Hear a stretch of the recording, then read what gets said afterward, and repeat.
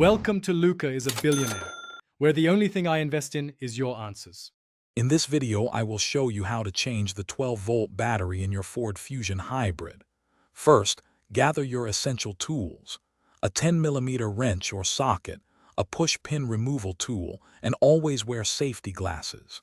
Make sure your vehicle is completely off and the parking brake is firmly set. For a smoother process, you might want to use a memory saver to keep your car's computer settings intact. Now, let's find that battery. Open your trunk and gently remove the floor panel, then the side trim panel on the driver's side to expose the battery. It's usually nestled in the left fender well. With your 10mm wrench, loosen and remove the negative battery cable first, followed by the positive cable. Always remember to keep the disconnected cables away from the battery terminals. With the cables safely out of the way, it's time to remove the old battery.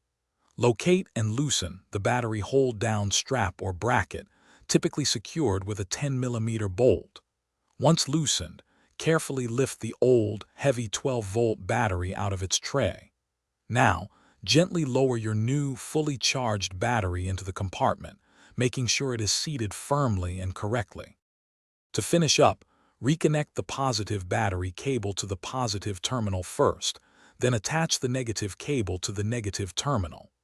Tighten both connections firmly with your 10mm wrench.